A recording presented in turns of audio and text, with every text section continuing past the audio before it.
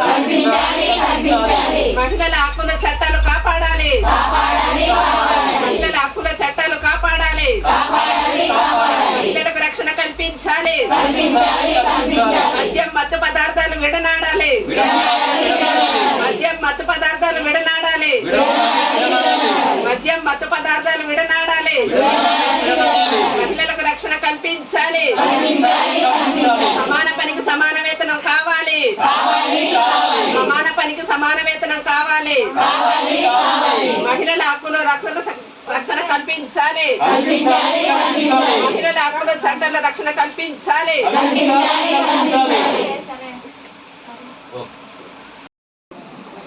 అలాగే మన సిఐటియు జిల్లా నాయకులు పడాలి గారు అదేలే తెలుసు మరి ఉప్ప నుంచి వచ్చారు కదా వాళ్ళకి.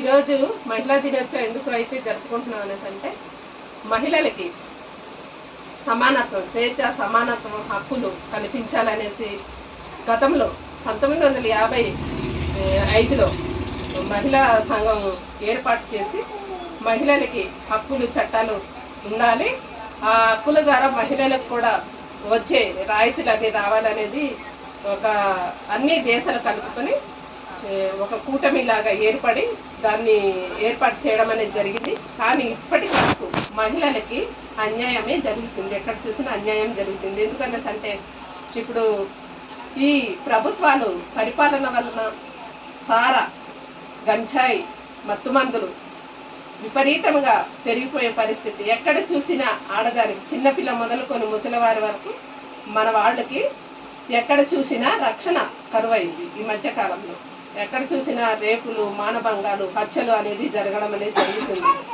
అలాగే మన మహిళలకి సమాన వేతనం కావాలనేసి మనం అప్పటి నుంచి పోరాటం చేస్తున్నాం.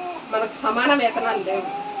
మనకి సమాన వేతనాలు కాదు కదా, మహిళ అనేసి చాలా చిన్న చూపు చూసే ప్రయత్నం ప్రభుత్వాలు కానీ, ప్రజలు కానీ, అలాగే అధికారులు కానీ చూసే ప్రయత్నం చేస్తుంది. మనకి సామాజికంగా, ఆర్థికంగా, రాజకీయంగా కూడా స్త్రీలు వెనకబడే ఉన్నాం.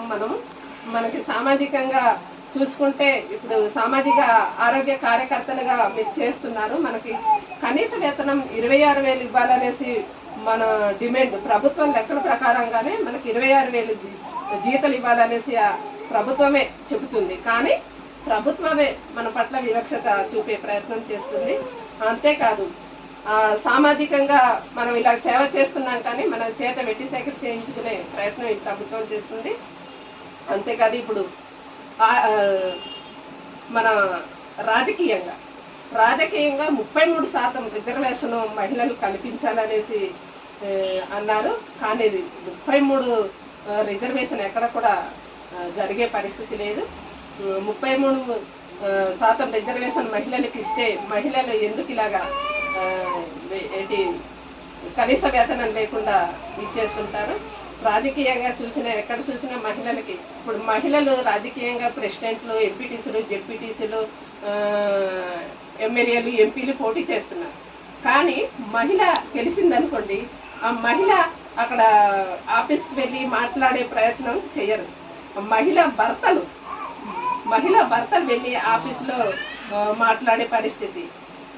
గెలిచింది మహిళ, కానీ మహిళ భర్త వెళ్ళి అక్కడ మాట్లాడే పరిస్థితి జరుగుతుంది. ఇలాగే మహిళలకు ఎక్కడ చూసినా సరే అన్యాయం జరుగుతుంది. కాబట్టి మహిళలందరూ ఏకం కావాలి. మనకు స్వేచ్ఛ స్వతంత్రాలు కావాలి అనేసి అంటే మనమందరూ ఐక్యంగా ఉండి ఉద్యమం చేయాలి. మన హక్కులు, మన చట్టాలు కాపాడుకోవడానికి మనం ముందుండాలని తెలియజేస్తూ ఈ అవకాశం ఇచ్చిన మీ అందరికీ ధన్యవాదాలు తెలియజేస్తూ ముగిస్తున్నాను.